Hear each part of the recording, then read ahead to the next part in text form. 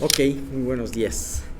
Va- Vamos a comenzar y esperemos terminar. Yo creo que sí vamos a terminar hoy el Salmo 109, que llevamos 6 semanas. Esta es la sexta semana que llevamos del Salmo. Bien, pues te damos muchísimas gracias, Señor, porque podemos estar delante de ti. Dios, muchas gracias porque podemos abrigarnos, estarnos guareciendo al abrigo del Omnipotente. Y realmente cada salmo y cada enseñanza tú nos quieres llevar hasta aquí. No nos gusta estar en aflicciones, no nos gusta estar en pruebas, pero en tu bondad tú nos llevas a esos lugares difíciles para podernos refugiar bajo tu abrigo. Gracias, Dios, porque aunque no vengan esas pruebas, seguimos siendo igual de vulnerables, pero solamente a través de las pruebas podemos darnos cuenta de ello. Señor, ahora guía este estudio, permite que pueda ser tener una misma línea de enseñanza con lo que comparta Miguel. Te queremos pedir por las personas que no pudieron venir, Señor, para que tú los guardes, principalmente a los enfermos, muy especialmente a Pati López de Nava, para que pueda ella recuperarse pronto, Señor, y también te queremos pedir por aquellos que se están conectando de lejos, vía remota, para que tú permitas, Señor, que no falle la tecnología, sino que ellos puedan escuchar el mensaje completo. Gracias, y todo esto te lo pedimos por Cristo Jesús. Amén. Bien, pues vamos a leer la última parte, que viene de los versículos 26 al 31. Y dice así, vamos a verla en la versión Reina Valera. Dice así: ayúdame, Jehová, Dios mío, sálvame conforme a tu misericordia. Y entiendan que esta es tu mano, que tú, Jehová, has hecho esto. Maldigan ellos, pero bendice tú. Levántense, mas sean avergonzados, y regocíjese tu siervo. Sean vestidos de ignominia los que me calumnian, sean cubiertos de confusión como con manto. Yo alabaré a Jehová en gran manera con mi boca, y en medio de muchos le alabaré, porque él se pondrá a la diestra del pobre para librar su alma de los que le juzgan. Bien, vamos a ver que en esta parte, en esta última parte, de nuevo vuelve a tomar este llamado a Dios, y a través de los dos nombres. ¿Se acuerdan que la semana pasada habíamos visto que David, en el versículo 21, se refería: y tú, Jehová, Dios, Señor mío, favoréceme por amor de tu nombre?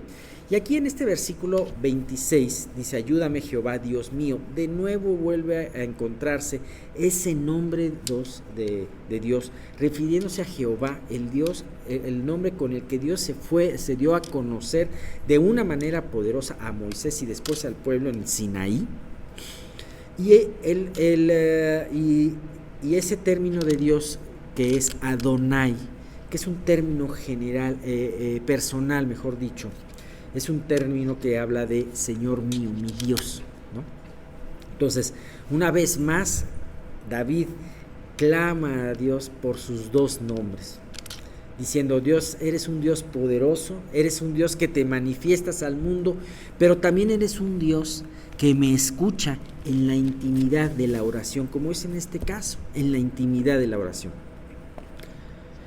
Y de nuevo, sus peticiones es: ayúdame y sálvame. En ese caso, estábamos la vez pasada con las palabras favoréceme y líbrame. De alguna manera es lo mismo. Acuérdense que en la poesía, y esto se ve mucho en los proverbios, cuando tienen dos estrofas, se repiten o se vuelve a tomar la idea, que es la misma idea, pero se cambian las palabras. Eso lo hace de una manera poética, como por ejemplo el versículo 29, que sean vestidos de ignominia los que me calumnian, sean cubiertos de confusión. Ignominia y confusión es prácticamente lo mismo, pero se habla de esta manera poéticamente, y además se afirma el punto que se está viendo. Bien, una vez más, conforme a tu misericordia.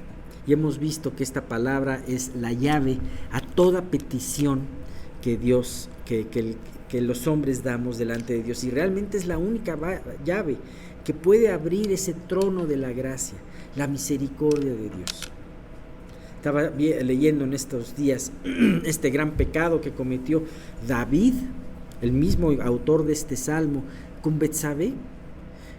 Si tú vieras aisladamente esa parte, diría, David es uno de los peores hombres que han existido sobre la tierra. Imagínate, se relaja, no va a la guerra como debía de haber ido, ve a una mujer teniendo ya muchas, la codicia y sabe que es esposa de uno de sus siervos, de todas formas tiene relaciones con ella, resulta embarazada y entonces trata primero de ocultar a través de un engaño uno de sus siervos fieles. Este siervo era muy fiel, y después lo mata para salvar su vida, lo mata para salvar su vida. Verdaderamente era una maldad comparable con las que hizo Saúl, ¿no? Pero gracias a Dios que no es lo único que tenemos de David, sino tenemos muchas cosas, y vemos cómo fue restituido a través de todo esto.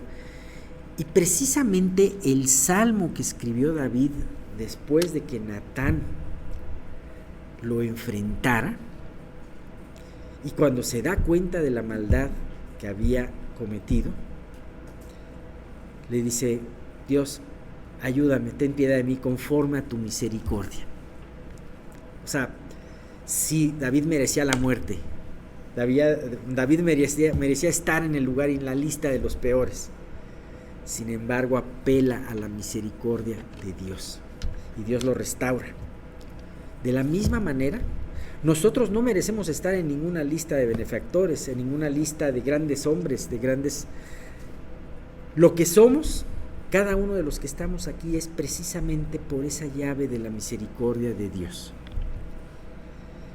Y bien, aquí me gusta mucho esta parte, esta última parte, porque ya no solamente es líbrame Dios, no solamente es una imprecación, porque hay dos versículos que hablan de imprecación, sino de alguna manera también es Dios, a través de la salvación que traigas a mi vida, da un testimonio delante de los demás.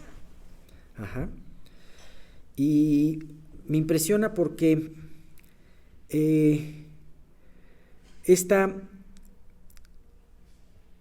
aquí dice este versículo: y entiendan que esta es tu mano, que tú, Jehová, has hecho esto. ¿Sabes? Nosotros, cada uno de nosotros queremos que Dios nos salve de las aflicciones en las que tenemos. Pero yo te voy a hacer una pregunta hoy. En esas peticiones que haces para que Dios te libre, ¿estás buscando que solamente Dios te libre o que también Él sea glorificado? David hizo un chorro de peticiones, un montón de peticiones. Y en el versículo 27 dice: y entiendan que esta es tu mano. Entiendan que la salvación que tú vas a traer es por tu mano, no es porque yo fui muy hábil y me pude zafar de sus manos, porque yo soy muy poderoso y pude más que ellos, sino entienda la gente que si soy librado de pruebas y aflicciones es por tu poder, que tú has hecho esto. Y sí, verdaderamente vivimos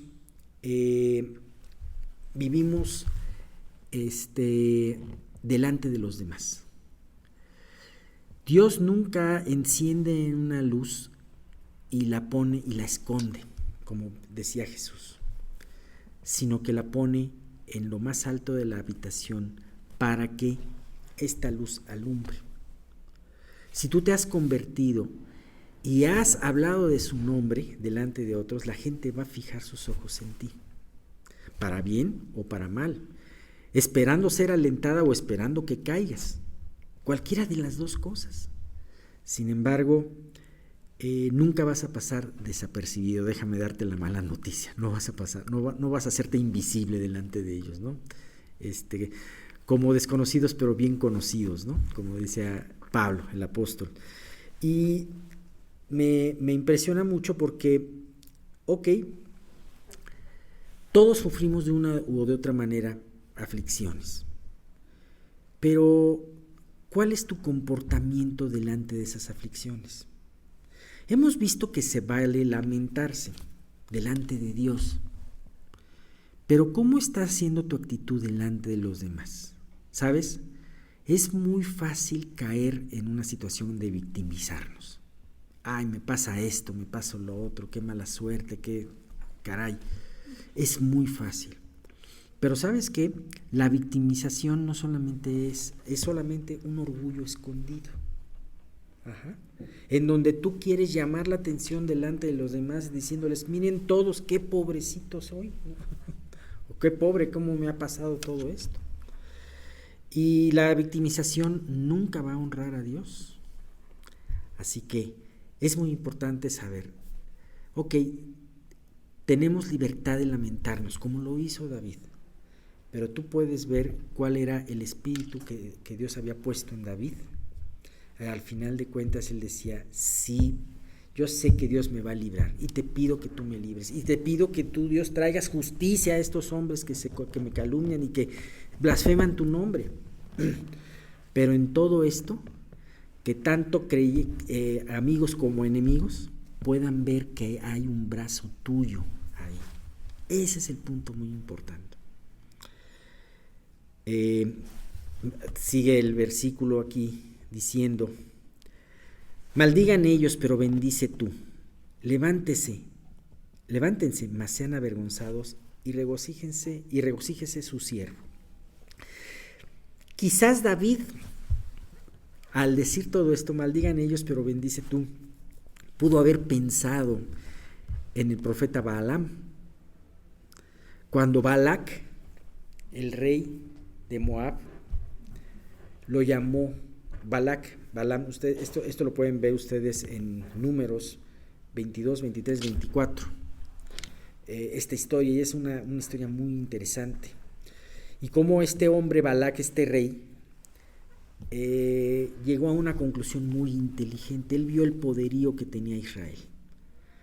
Para cualquier persona era imposible que Israel pudiera ganarle a dos reyes poderosos, Og, rey de Basán, y Sehón, rey de los amorreos. Pero este hombre seguramente pensó, esto no es algo natural, esto es algo sobrenatural. Y entonces dijo, la única forma de contraatacar no es a nivel de las armas, sino es a nivel espiritual. Desgraciadamente hoy en día hay mucha gente que entiende esto, pero para mal. Y hay mucha gente que nos mete ideas, que nos mete situaciones, para poder debilitarnos a la sociedad y a la iglesia en especial, para bajar la guardia, para vivir mal. Y este hombre dijo, bueno, pues la única forma de poder hacer frente es que un gran brujo, una especie de brujo, una especie de persona espiritista, Balaam, me los maldiga. Y entonces, para él era algo más tan importante, tan es así que era capaz de darle casi la mitad de su reino, con tal de que maldijera, porque sabía lo que implicaba esta maldición. Y lo impresionante fue, saltándome muchas cosas de la historia, fue cómo fue el resultado final. Estos dos hombres hicieron lo posible para maldecir a Israel, de boca, pero Dios cambió la maldición en bendición. Tomó la boca de este hombre y habló lo que tenía que hablar, bendición. E inclusive es impresionante porque termina la última de las 3 bendiciones que dijo, fue una maldición para Balac. No solamente maldice a Israel, no maldice a Israel, sino que lo bendice, y al que maldice es a Balac.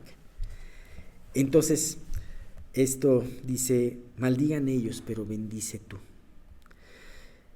Quizás también David estaba pensando en aquella parte tan fuerte y tan difícil cuando él va huyendo de Absalón y que llega un familiar de Saúl llamado Simei y lo empieza a maldecir. Y uno de sus guerreros, Abisai, le dice: déjame que lo mate, ¿no? Y va a caer como perro muerto. Y le dice: no lo toques, si está maldiciendo es porque Dios le está diciendo que me maldiga. ¿Quién sabe si yo, al tener esta actitud, Dios cambie luego la maldición en bendición? Y efectivamente, así lo hizo Dios, cambiar la maldición que David estaba haciendo en bendición. Y bien, pues, también dice: levántense, mas sean avergonzados y regocíjese su siervo. Esto me recuerda también a esas frases que Jesús dijo: el que se enorgullece será humillado y el que se humilla será enaltecido. Finalmente, estos enemigos de David, ignoramos exactamente cuál haya sido la parte de la vida de David, estaban levantándose y profiriendo muchas cosas equivocadas, maldiciéndolo y profiriendo muchas cosas equivocadas en contra de David. Esto pudo haber sido cuando David estaba siendo perseguido por Saúl, o pudo haber sido cuando David estaba siendo también perseguido, pero ahora por Absalón. Sin embargo, David sabe que toda esta situación se les iba a revertir. Y esto nos alienta mucho para poder tener paciencia en las pruebas.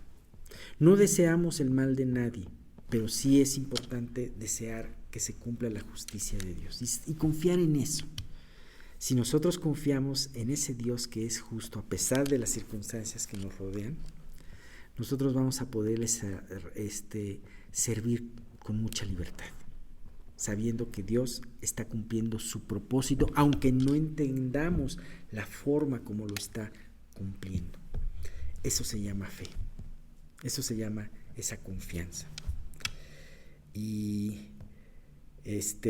me llama mucho la atención porque sí, efectivamente, estos hombres que se iban a levantar delante que se levantaban maldiciendo a David, hablando cosas equivocadas de él, persiguiendo su vida, finalmente Dios los iba a poner en su lugar.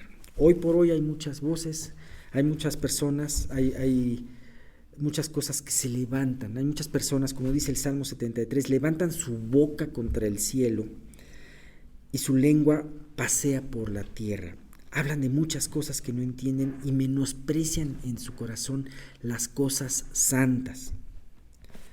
Pero tarde, y más temprano que tarde, todo ese pensar y todo ese vociferar obrará para su propia confusión. Fíjate que me llama mucho la atención.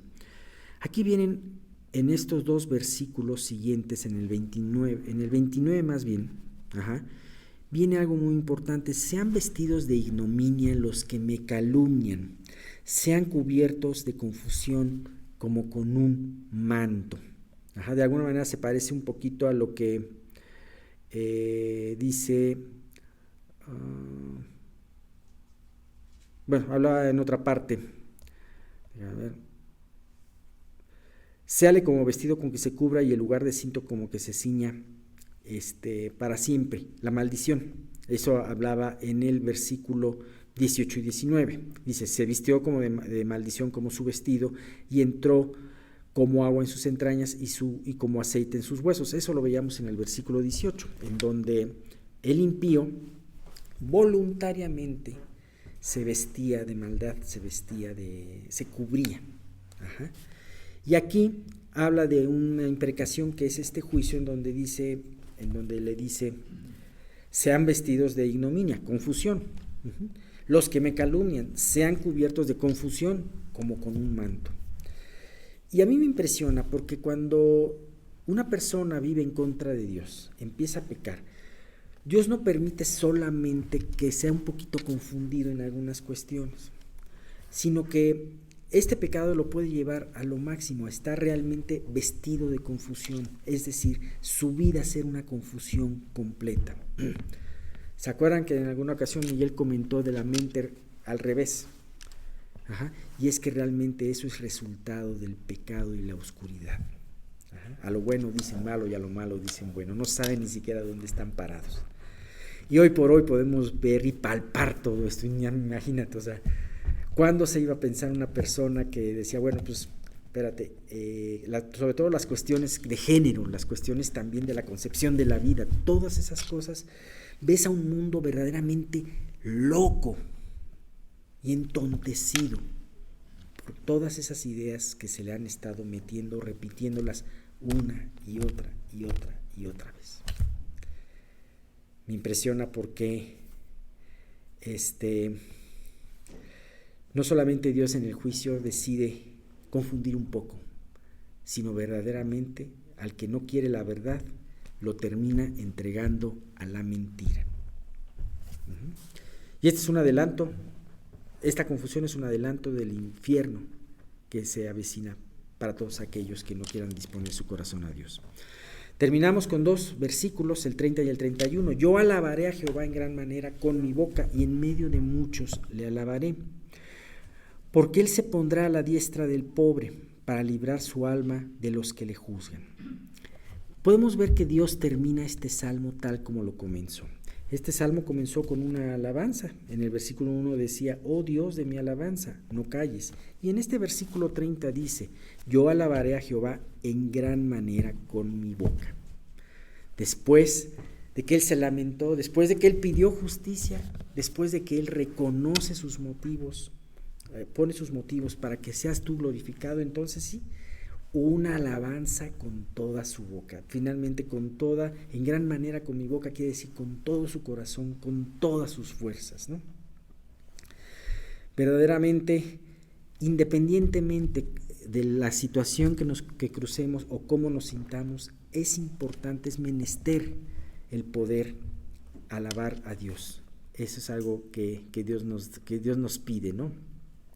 Debemos recordar que Dios tiene bajo control cada aspecto de nuestra vida, así como en los tiempos de bonanza, así también en los lugares desérticos o escabrosos en los que nos podamos encontrar.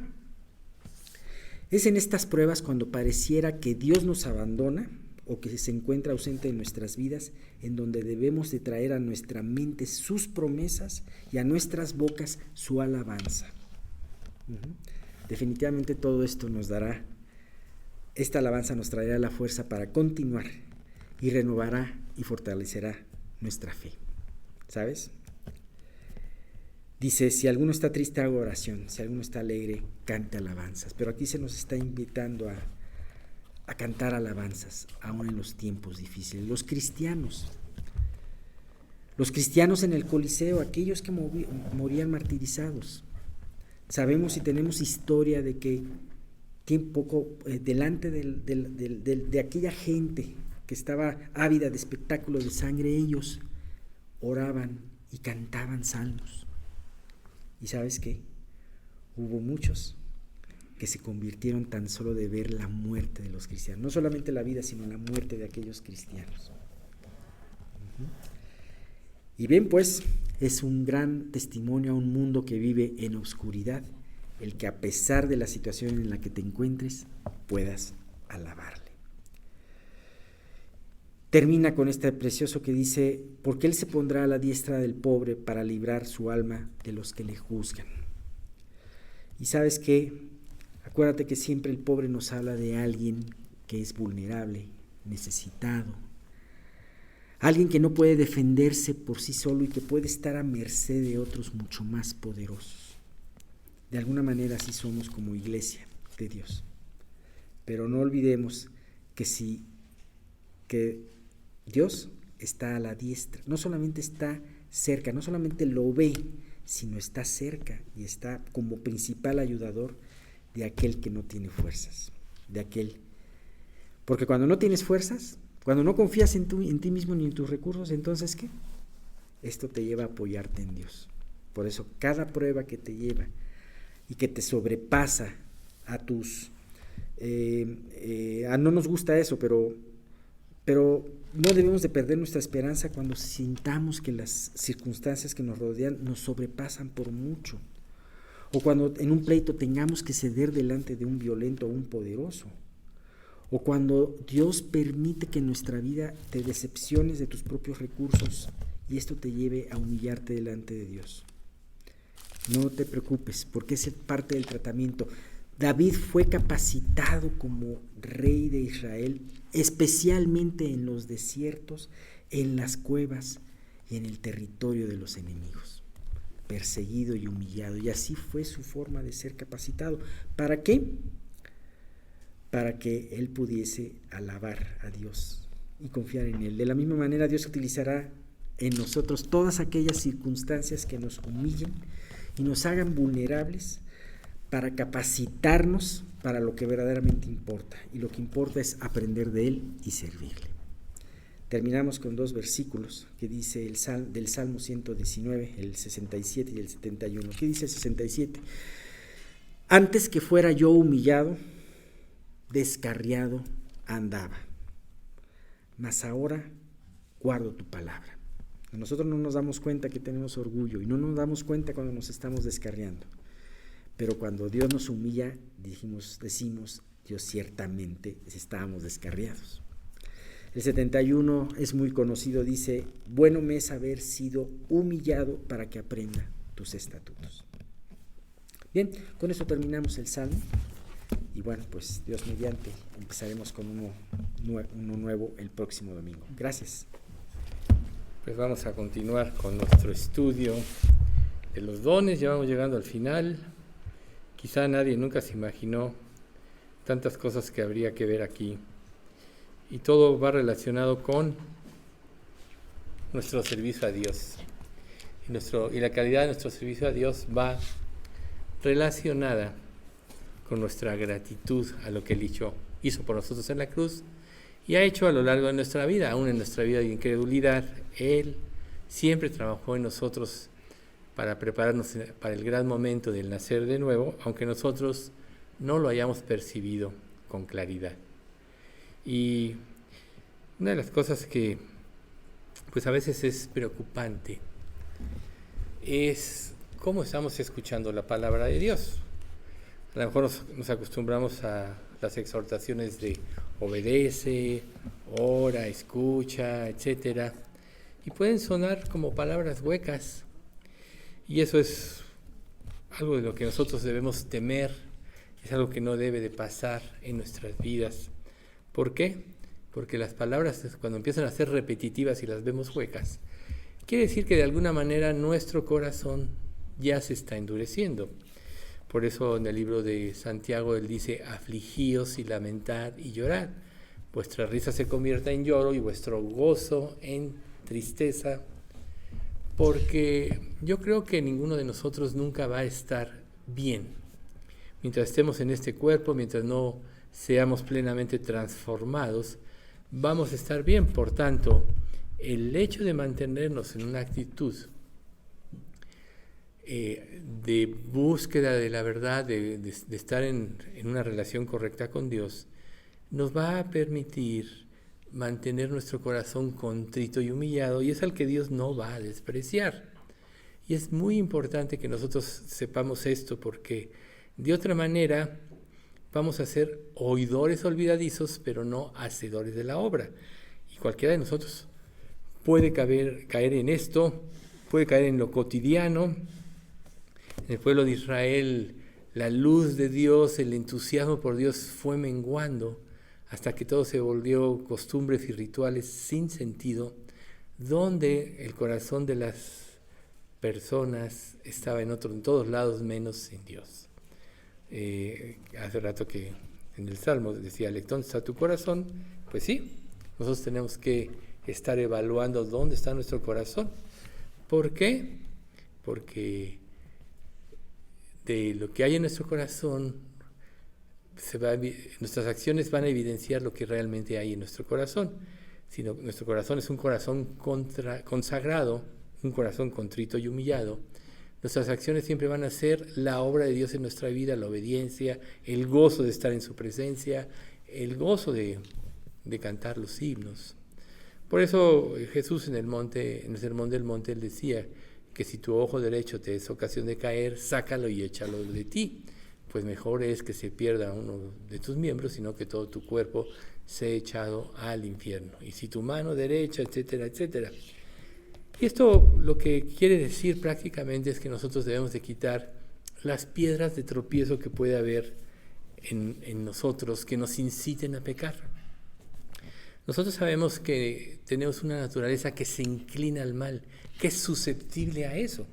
Dios nos dio su mente, Dios nos dio su espíritu como para ayudarnos, pero tenemos que saber que vamos a tener que estar en una lucha constante por toda nuestra vida. Y es precisamente por lo que Dios te dice, si algo te estorba para tu consagración, mejor quítalo de tu vida. Por supuesto que no quiere decir que tienes que amputar una pierna, un brazo, sacarte el ojo, no quiere decir eso, sino quitar cualquier cosa que pueda estorbar tu relación con Dios. Y para la Iglesia implica remover cualquier cosa, persona, programa, enseñanza o doctrina que vaya en contra del crecimiento espiritual. Las experiencias que hemos tenido a lo largo del tiempo es que muchas personas se concentran más en las obras que en tener una relación con Dios. Y las obras en realidad, las que van a prevalecer por la eternidad, son las que son producto de una relación con Dios, no las obras que hagamos las que nos van a mantener en una relación con Dios. Entonces, sí es mejor privarnos en esta vida de situaciones o cosas que nos inciten a pecar, que despierten esa parte de nuestro ser que se rebela contra Dios. Es mejor quitarlas de nuestra vida y mantenernos precisamente en la posición donde puede haber cordura en nuestras acciones, en nuestros pensamientos, y todo esto unánime a la palabra de Dios. Entonces, no dejemos de recordar que el pecado siempre va a afectar nuestro ser, va a afectar nuestro corazón y va a afectar nuestra visión de la vida y de las cosas. Por eso es como una venda que cubre los ojos, produce ceguera espiritual. Entonces, Jesús precisamente también en Marcos 7, 19 en adelante, del 20 en adelante dice, entonces agregó, es lo que sale del interior lo que los contamina, pues de adentro del corazón de la persona salen los malos pensamientos, la inmoralidad sexual, el robo, el asesinato, el adulterio, la avaricia, la perversidad, el engaño, los deseos sensuales, la envidia, la calumnia, el orgullo y la necedad. Todas esas vilezas provienen de adentro y esas son las que contaminan. Y precisamente aquí el punto importante, salen del corazón. Todo lo que nosotros estamos en nuestro corazón, todo lo que está circulando en nuestra mente, en nuestros pensamientos, nuestras ideas, nuestros deseos, pueden estar emanando, produciendo, mejor dicho, un fruto que no honre a Dios. Y es ahí lo que tenemos que trabajar. Recuerden, si nosotros pensamos en la eternidad, vamos a tener muy claro que esta vida no tiene realmente importancia. Aunque tú te negaras de todas las cosas, si es que eso te incita o te lleva a pecar, es mejor que lo hagas de esta manera a que se te afecte en la eternidad de esto. Entonces, precisamente, si este mundo en el que vivimos se va deteriorando más y su influencia, querámoslo o no, es muy fuerte en nosotros, porque todo lo que nosotros vemos, pensamos, hablamos, todo esto se mueve en relación hacia que nos rebelemos contra Dios, aunque no lo veamos. Es muy sutil todo esto. Entonces tenemos que saber muy claro que el pecado destruye. Por tanto, toda esta influencia que cada día es mayor, cada día más personas se inclinan hacia el mal, cada día más personas que se dicen creyentes van abandonando su fe, van abandonando su consagración. No porque muchos lo hagan, quiere decir que ya está aprobado. Al contrario, pocos son los que entran en el reino de Dios, ¿no?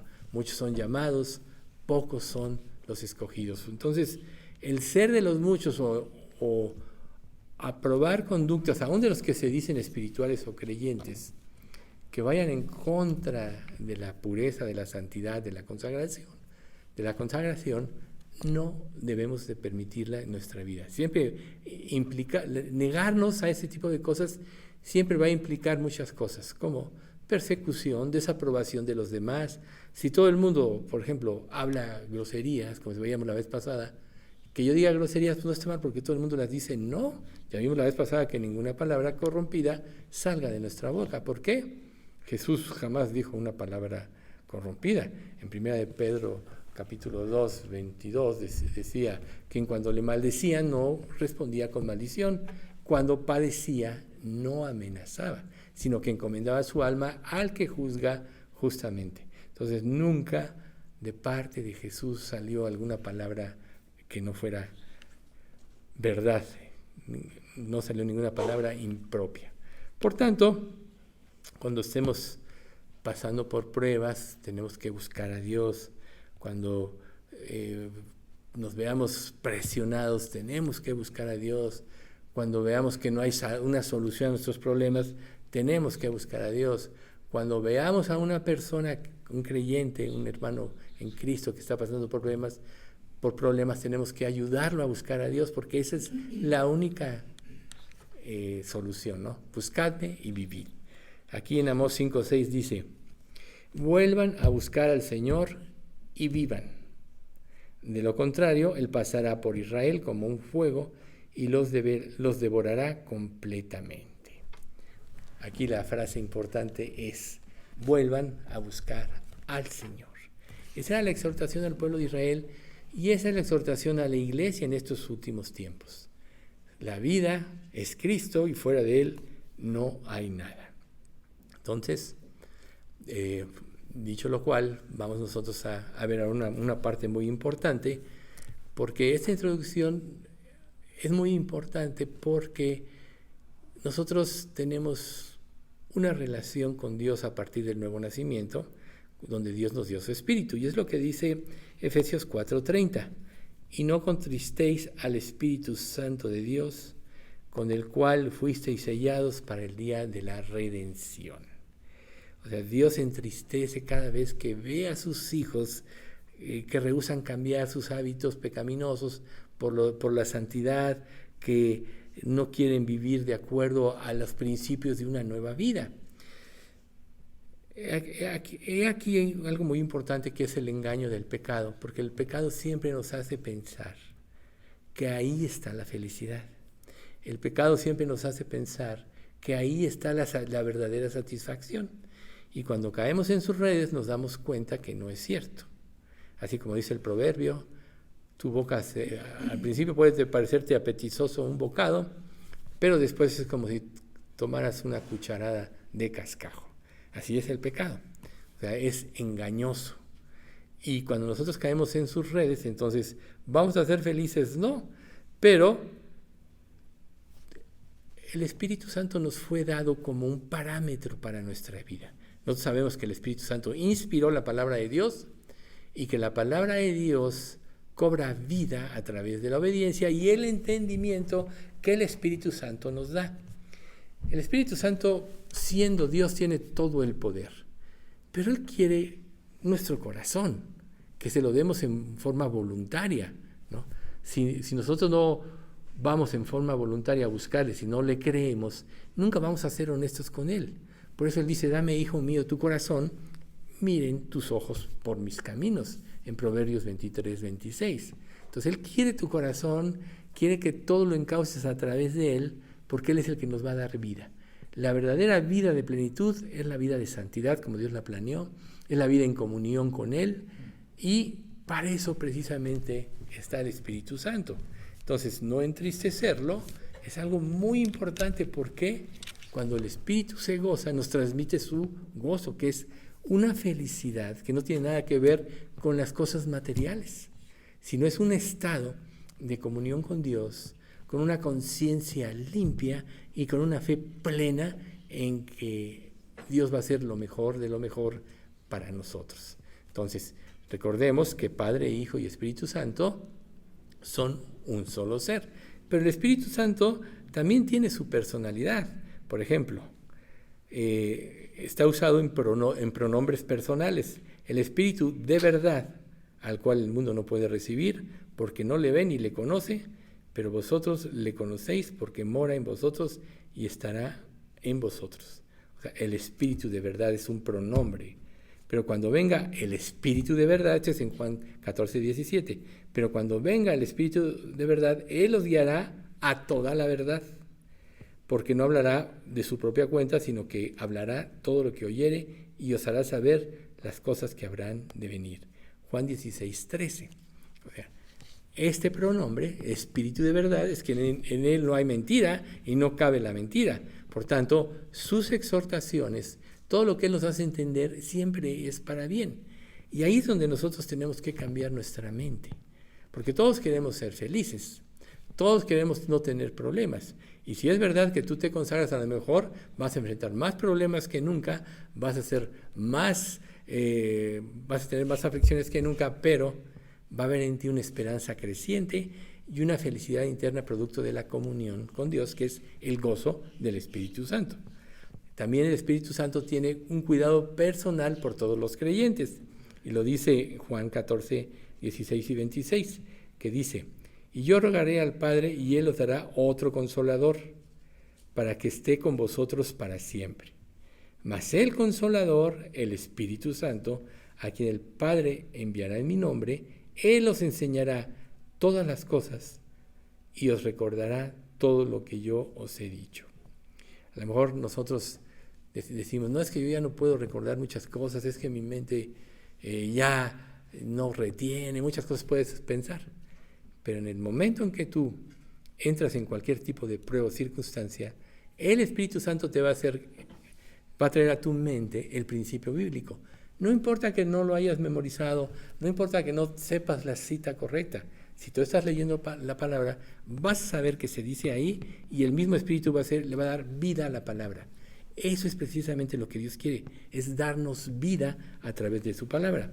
Y aquí en Juan 15, 26 dice: mas el Consolador, el Espíritu Santo, a quien el Padre enviará en mi nombre, Él os enseñará todas las cosas y os recordará todo lo que yo os he dicho. Dice más o menos lo mismo. Pero entonces recuerden, aquí el pronombre es el Consolador. Nos consuela en nuestras aflicciones, nos da una esperanza, nos da la certeza de que estamos en el amor de Dios, estamos en el reino, vamos a ir al reino eterno de Dios, que vamos a tener un cuerpo perfecto. También otro pronombre es su intelecto, que dice: porque ¿quién de los hombres sabe las cosas del hombre sino el espíritu del hombre que está en él? Así tampoco nadie conoció las cosas de Dios sino el Espíritu de Dios. Por tanto, como consecuencia lógica, al darnos Dios su Espíritu Santo, quiere decir que Él conoce absolutamente todo de nosotros, desde los pensamientos más profundos, aún aquellos que ni siquiera podemos interpretar nosotros mismos, todavía Él los conoce. Pero ¿para qué los conoce? Para llevarnos, para encauzarnos correctamente a Dios. Por eso es tan importante que nosotros no perdamos nuestra confianza ni nuestra mirada de los ojos de Dios. Cuando te sientas cómodo, cuando estés sin problemas, cuando te sientas en un sentido bien en todos los aspectos, es un momento para buscar a Dios, porque siempre habrá cositas que encontrar. Porque el hecho de que tú te sientas bien no quiere decir que necesariamente estás bien, sino tu parte es siempre buscar aquello que puede interrumpir tu comunión con Dios. Porque muchas personas se pueden sentir bien pecando, tienen su satisfacción, pero de Dios no quieren saber ni una palabra. Entonces, ese sentimiento solo es una emoción pasajera y temporal, pero el Señor Jesucristo siempre nos va a llevar a una vida profunda y de certeza. También Él conoce los sentimientos, dice en Romanos 8:27, mas el que escudriña los corazones sabe cuál es la intención del Espíritu, porque conforme a la voluntad de Dios intercede por los santos. Aquí es escudriña los corazones. Imagínense ustedes, cuando Jesús pagó por nuestros pecados en la cruz,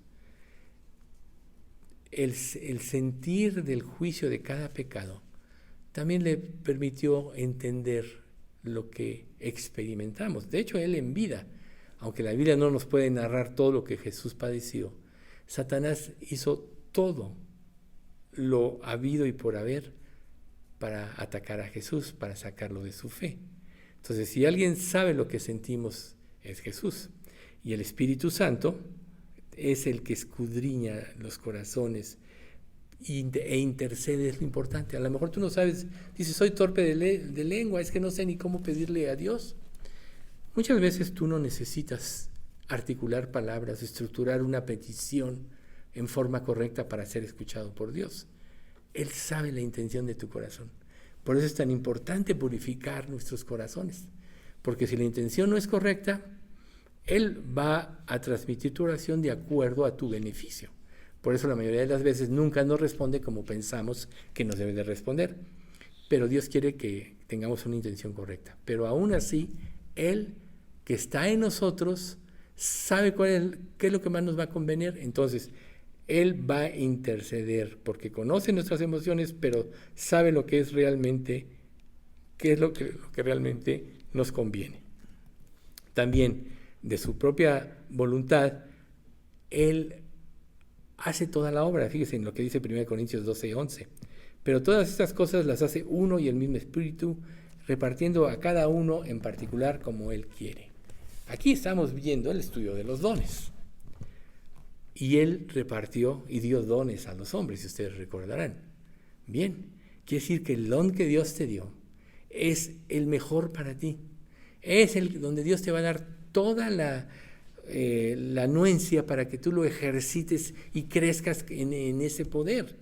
Por eso es que tú tienes que confiar en lo que Dios te dio a ti, cúmplelo como debes de cumplirlo. Y no anhelar lo que tú no tienes, porque entonces eso te hace menospreciar lo que sí tienes.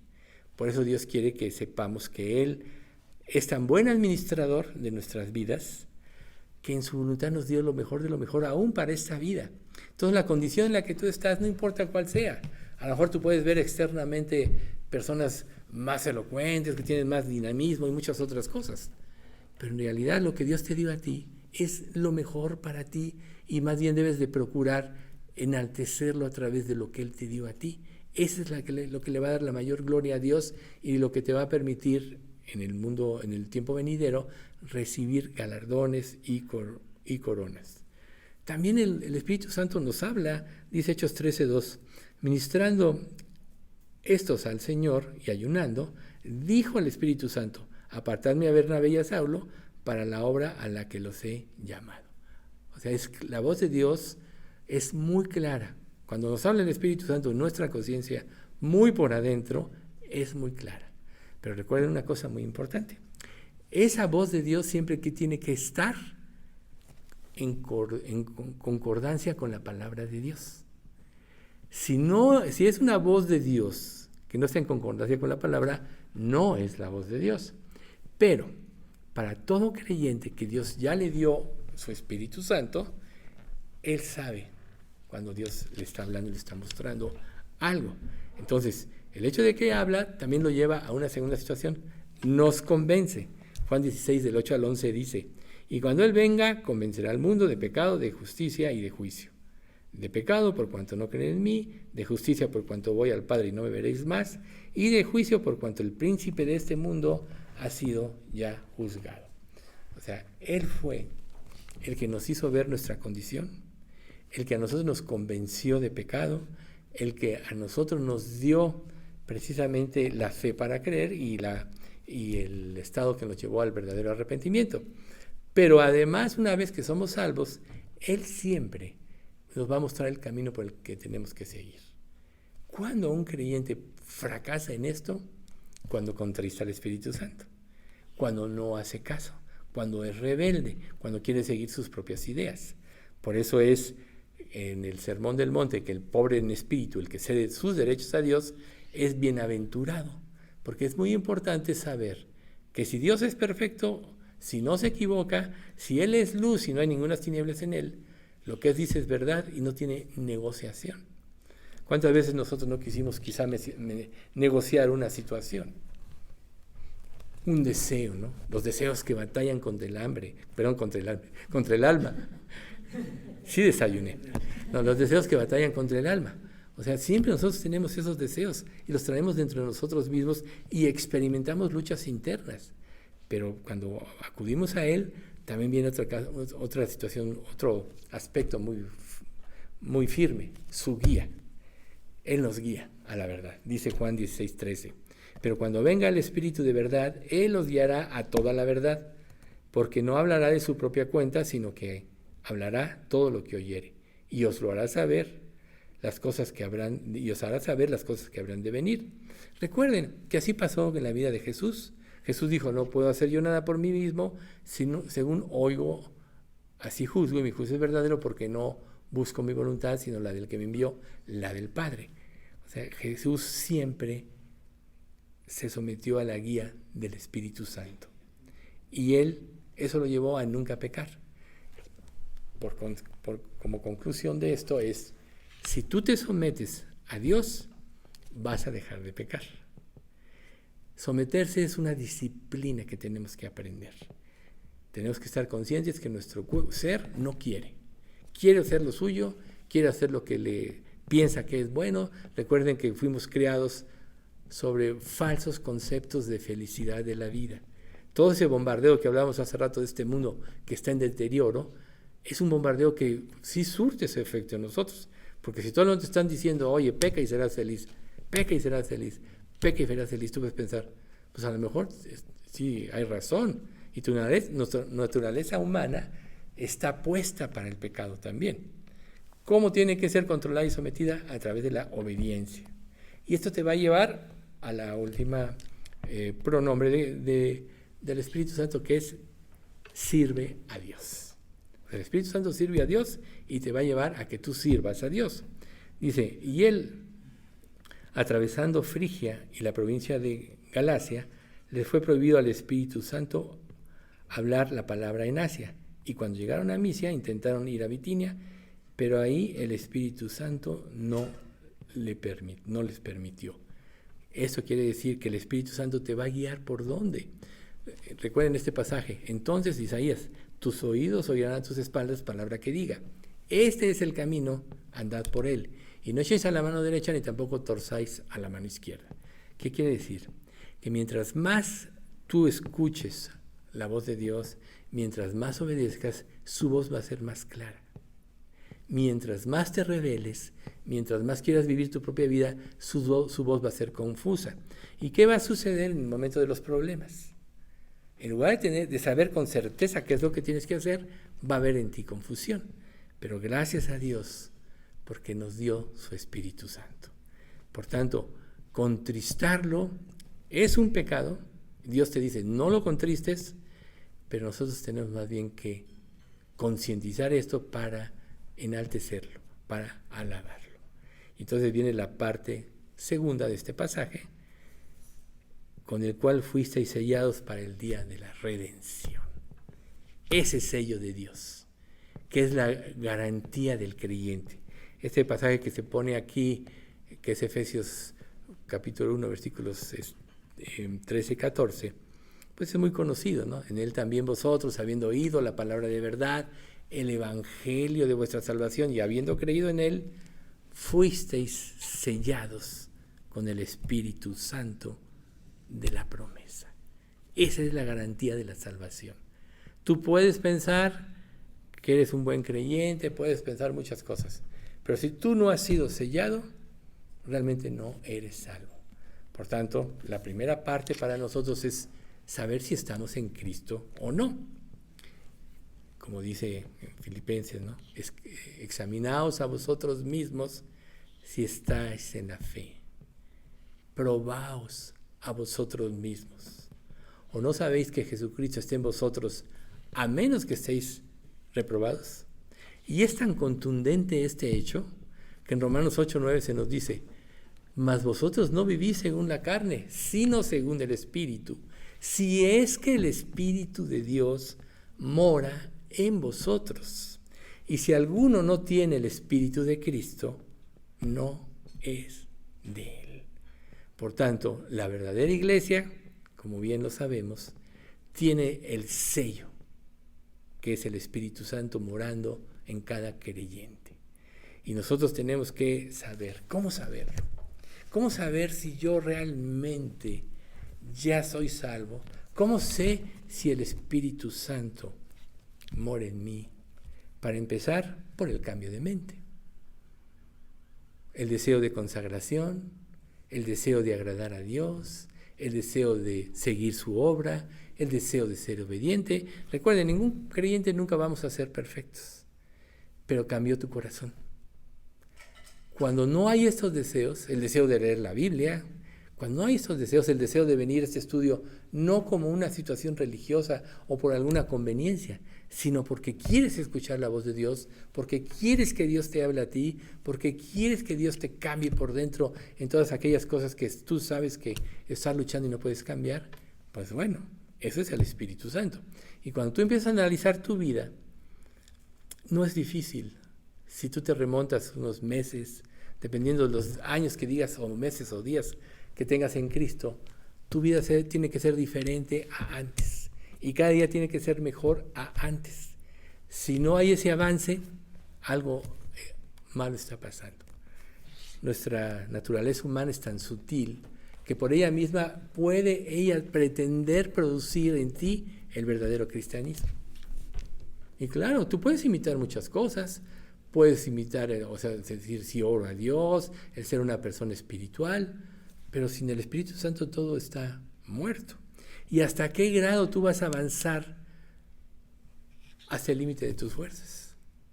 ¿Cuál es el límite de tus fuerzas? Pues que Dios te va a ir confrontando, o tú vas a llevar tu vida cristiana hasta el grado en que tú ya no puedas.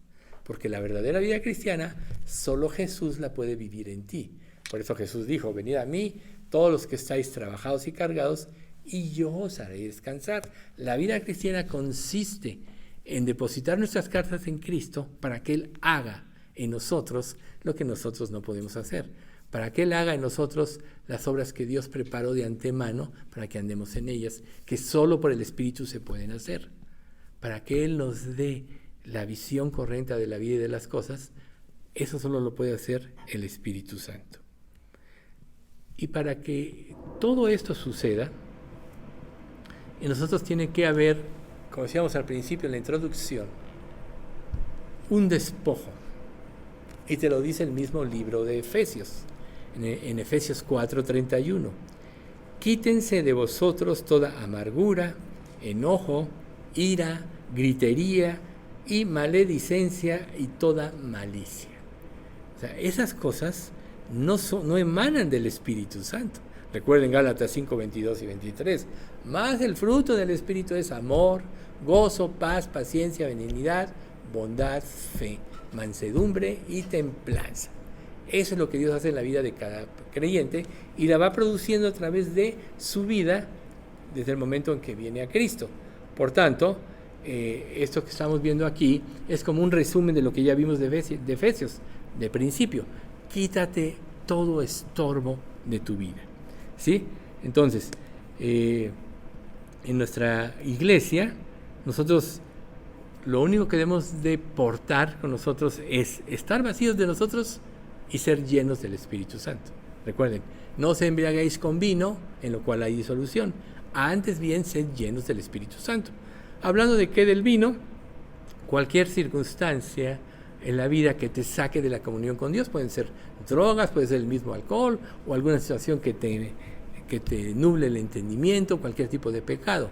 Pero Dios te dice, antes bien, sed llenos del Espíritu Santo, porque el Espíritu Santo supera todo camino que nosotros tomamos para enfrentar la vida. Eso es muy importante. O sea, ninguno de nosotros puede por sí enfrentar la vida como debe hacerlo. Podríamos decirlo valientemente. No puede uno por sí, porque aunque en algunas áreas de nuestra vida podamos ser nosotros fuertes, es verdad que en otras somos frágiles. Por tanto, enfrentar nuestra vida solo vamos a poder hacer en la fuerza de Cristo. Pero tenemos que entenderlo. Y lógico que mientras nosotros no lo entendamos o mientras no tengamos al Espíritu Santo que nos ayude en nuestra debilidad, vamos a buscar alternativas humanas. Esas son rutas de escape, que generalmente no solucionan nada en nuestra vida, sino que solo la complican. Entonces, si Dios nos dice, no os embriaguéis con vino, en lo cual hay disolución, aquí la palabra disolución es muy importante. ¿Por qué? Porque cuando tú buscas cualquier otra alternativa, tu pensamiento se difusa y no vas a concretar nada en tu vida, pues solo vas a vivir una confusión mayor. Lo dice la misma escritura en Isaías: los impíos son como el mar en tempestad, que no puede estar quieto y sus aguas arrojan cieno y lodo. Esa es la persona que no confía y no hace a Dios. Pero cuando Dios te dice, antes bien sed llenos, es que la solución a todos los problemas de nuestra vida está en eso, en buscarlo a Él. Por eso decíamos poquito antes, busca a Dios en oración. Tienes aflicción, búscalo en oración. Y esto no debe quedar como algo, porque luego aquí decimos, sí ora, pero ya hacemos como un eslogan que no tiene sentido. Es tan importante y tan profunda la oración que de veras debemos de considerarlo en serio, porque es la forma como nos comunicamos con Dios y es la forma como el Espíritu Santo intercede también por nosotros, porque conforme a la voluntad de Dios Él intercede. Dios nuestra vida ya la tiene solucionada si ya la depositamos en Cristo. Ya la tiene solucionada. Tú ya no deberías de preocuparte de nada, sino de buscarle a Él, de mantenerte en esa relación con Él que te saca a flote. Si no, vemos a Pedro cuando ve a Jesús caminar sobre las aguas. ¿Y qué pasó ahí? Primero creen que es un fantasma. No temáis, yo soy. Entonces Pedro, lleno de fe en ese momento, claro, quizá una fe no tan fuerte, dice: Señor, si eres tú, ordena que vaya en ti. Ven. Y empezó a caminar sobre las aguas, quiere decir, sobre las circunstancias de la vida. Pero cuando empezó a ver el mar en tempestad, las olas, el viento, dudó y se empezó a hundir. ¿Ven ustedes? ¿Quién nos puede sostener en esos momentos? El Espíritu Santo. Pero Jesús le dijo: Señor, sálvame que me hundo, cuando ve que ya está hundiendo. Entonces Jesús extiende la mano y le dice: hombre de poca fe, ¿por qué dudaste? Entonces, ahí está la clave más importante. Tú no vas a poder enfrentar la vida y los problemas que vienen por ti mismo. Siempre vas a equivocarte de una u otra manera. El único ser que tiene el criterio perfecto es Dios, porque además de ser Dios y ser omnisciente, omnipresente, Él tiene la visión de cada ángulo de nuestra vida. Y Él sabe lo que va a venir en el porvenir. Entonces, cuando Dios te dice, sé llenos del Espíritu, eso es lo que debe quedar en nosotros como una prioridad en nuestra vida. Saber que el Espíritu Santo es santo, por tanto cualquier área de nuestra vida que no esté en santidad lo va a entristecer. Él pudo entrar en nuestros corazones, que nos quede claro, porque la sangre de Cristo nos limpió de todo pecado. Si no hubiera sido efectivo el sacrificio de Cristo, nunca hubiera entrado el Espíritu Santo, porque es santo. Entonces Él pudo entrar porque nos limpió. Pero ya en nosotros, si realmente ya nos convertimos, ahora Él nos va a llevar a la vida de santificación, porque Él sabe qué es lo que más nos conviene. Ahí está la seguridad, ahí está la verdadera fe, o dicho de otra manera, la certeza de las cosas. La certeza de que a los que aman a Dios, todas las cosas les ayudan a bien, que nada va a pasar en tu vida que no tenga un sentido. Y todo lo que pasa en tu vida tiene una razón de ser, en la cual Dios te va a enseñar a caminar en la fe, te va a hacer crecer en tu relación con Él y te va a hacer más parecido a Cristo. Todo eso es parte del Espíritu Santo, ¿sí?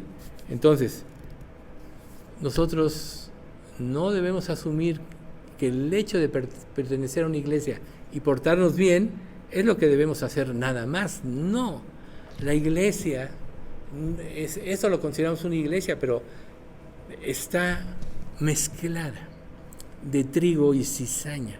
Recuerden una cosa muy importante: el trigo y la cizaña son igualitos, no se pueden distinguir hasta que maduran. ¿Cuál es la diferencia entre el trigo y la cizaña? Que el trigo trae fruto y la cizaña no trae fruto. Esa es la diferencia. Entonces, todas las iglesias del mundo están mezcladas, pero para nosotros eso no nos debe asustar. nos debe de llevar a buscar a Dios en verdad y de todo corazón. Nos debe llevar a buscar cualquier área de nuestra vida que puede estar afectando nuestra comunión con Dios. ¿Por qué dice en Nehemías 8 que el gozo de Jehová es nuestra fuerza? Porque mientras más estés en comunión con Dios, más fuerza vas a tener para dejar el pecado. Más fuerza vas a tener para dejar lo que tienes que dejar, que puede estorbar tu comunión con Dios. Si no es el gozo del Espíritu Santo lo que rige tu vida, entonces vas a ser vituperado por las circunstancias, por el mismo Satanás, de aquí para allá, como nosotros decíamos. Entonces, en Efesios capítulo 3 dice, fortaleciendo con poder el ser interior por su Espíritu.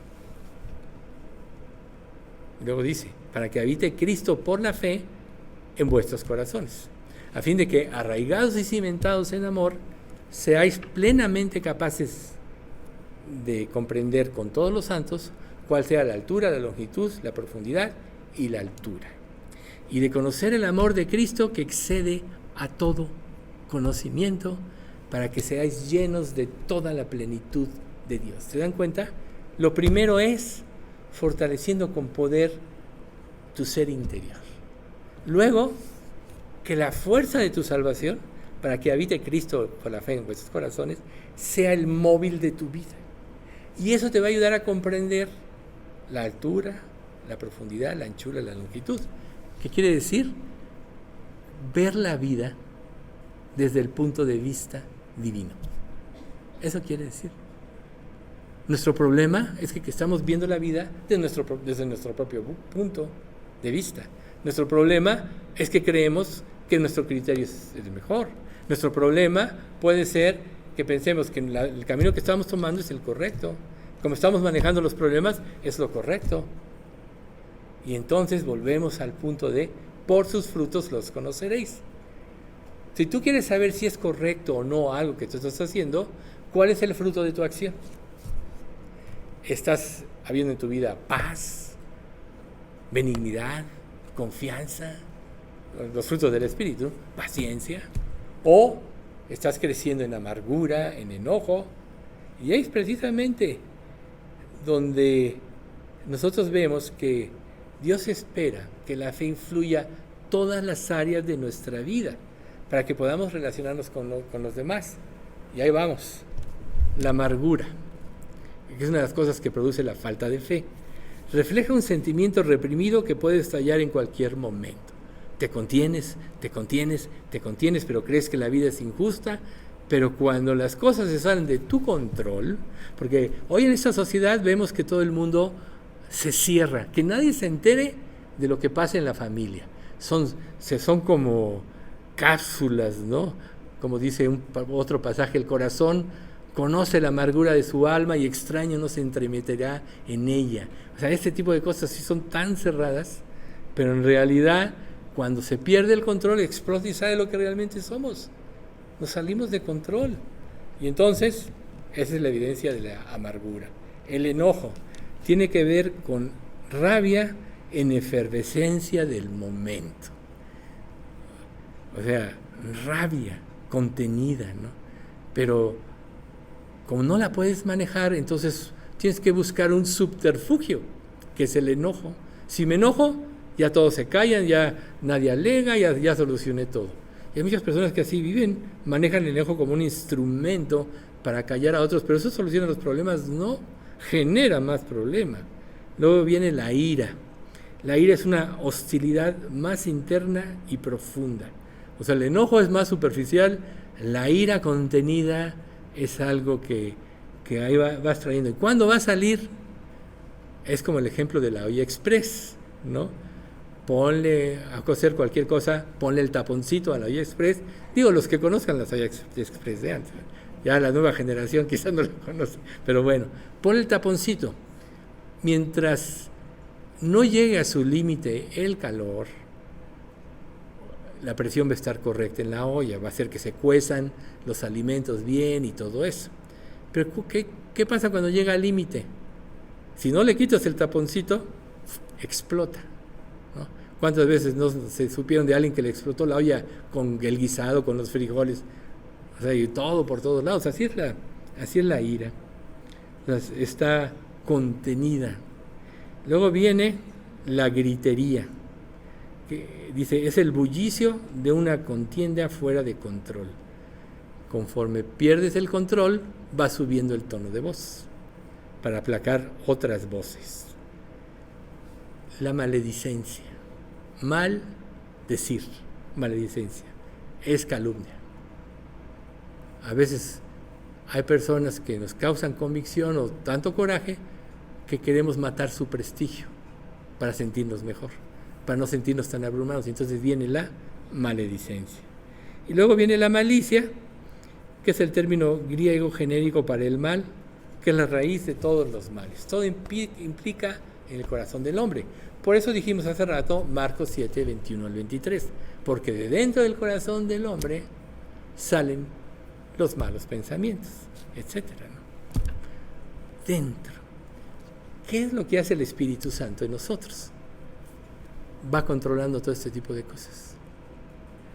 Las va disolviendo, las va cambiando por un corazón bondadoso, por un corazón generoso, por un corazón no envidioso, no un corazón que no busca la venganza, no envidioso, ya lo dije, etcétera, que no tiene amargura. El Espíritu Santo te va arreglando todo eso porque lo encausa a Cristo.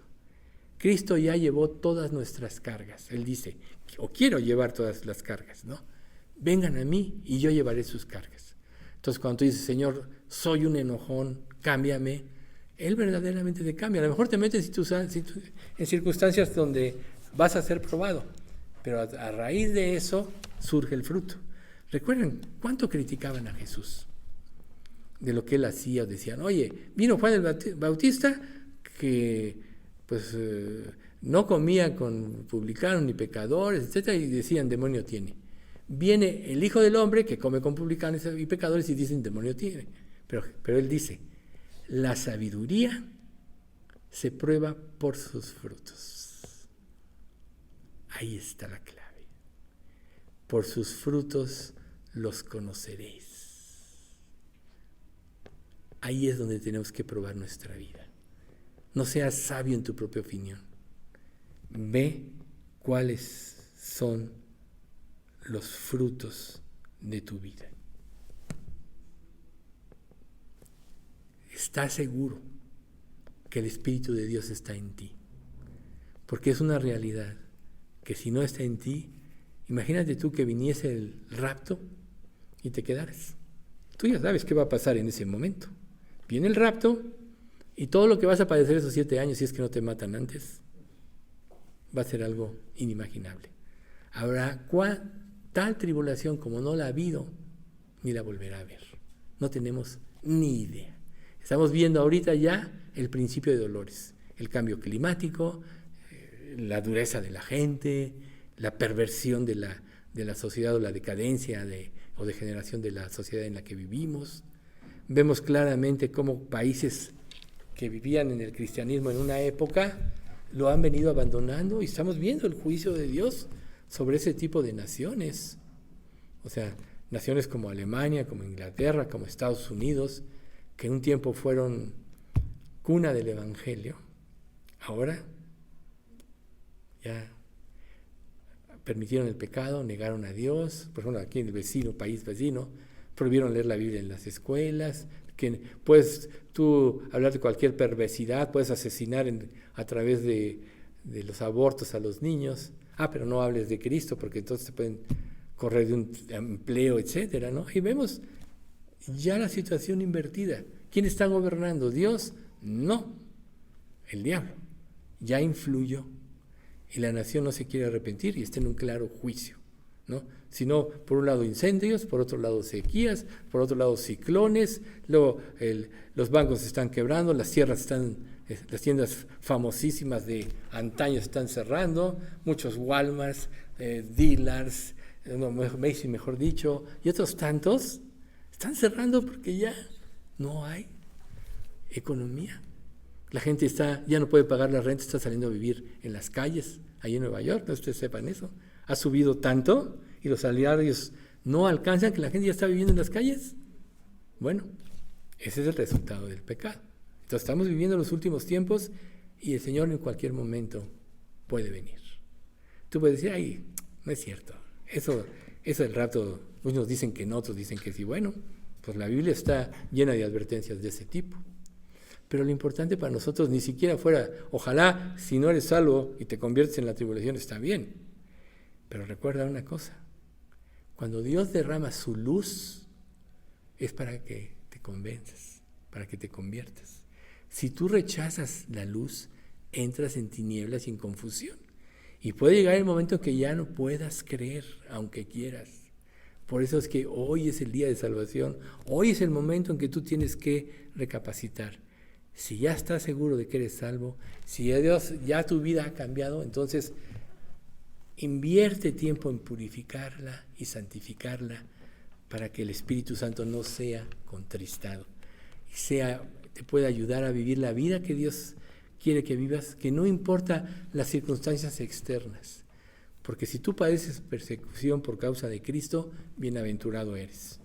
Pero si no padeces persecución porque no das testimonio de Cristo, eso sí, es triste. Porque de lo que creemos, eso hablamos. Creí, dice la Escritura, por lo cual hablé. Si nosotros no creemos, pues no hablamos. Si creemos, vamos a hablar. O sea, ¿qué tanto estás confesando tu nombre? Ya que, como hemos dicho muchas veces, y para eso Dios nos está dando los dones, el llamado de la iglesia es ir por todo el mundo y predicar el Evangelio. Esa es la única misión de la iglesia.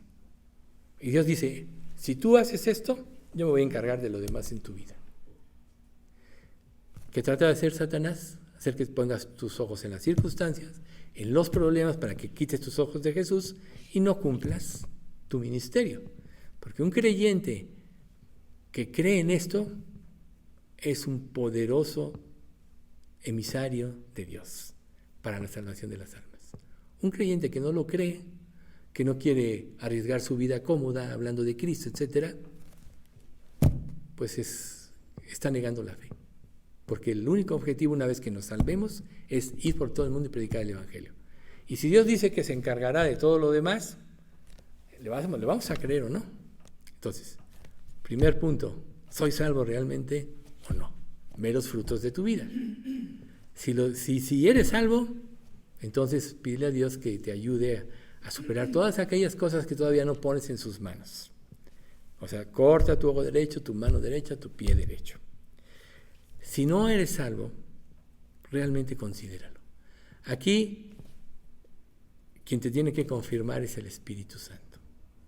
Ninguno de nosotros puede juzgar eso, solo Dios sabe lo que hay en el corazón de cada uno. Uno se puede dar cuenta de algunos aspectos, pero en realidad solo Dios sabe. Es entre tú y Dios. El día que Dios juzgue, es entre tú y Dios. No le vas a poder echar la culpa a nadie. Tú eres responsable de tus propios actos. Tú eres responsable de tus propias acciones. Ir al cielo es un don de Dios, es de acuerdo a un llamamiento. Pero si Dios te está llamando y tú rechazas el llamamiento, entonces ¿qué te queda? Confusión eterna. Piénsenlo. Vamos a dar las gracias. Padre bendito, te queremos dar muchas gracias por este estudio. Gracias, Padre, porque nos muestras la importancia de tener una relación con tu Espíritu Santo, ya que es el sello de la salvación y también es el que nos ayuda a llevar la vida que tú pides, que llevemos la vida en Cristo.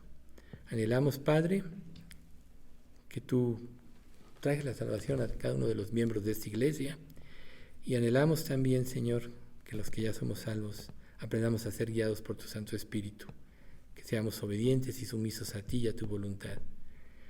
Señor, danos hambre y sed de la palabra, enséñanos a amarte, enséñanos, Padre, a amar tu palabra, dale prioridad en nuestra vida, danos el deseo de tener esos tiempos como los mejores tiempos de nuestra vida, de estar nosotros y tú a través de la palabra, donde nos hables al corazón. Y Señor, pues tú Cumple el propósito para esta iglesia. Te pedimos, Padre, que también traigas a personas que quieran vivir para ti, Señor, pero que también nos prepares a nosotros para ser fieles seguidores tuyos que puedan ayudar a muchos otros a tener una vida sana, una fe sana en su relación contigo. Señor, no dejes de bendecir la salud de nosotros y todo lo que tú has permitido en la vida de cada uno de nosotros respecto de la salud. Úsalo, Señor, para tu gloria. Úsalo para enseñarnos a depender de ti. Y, Señor, úsalo para que te podamos servir con alegría y sencillez de corazón. Todo esto te lo pedimos en nombre de Cristo Jesús.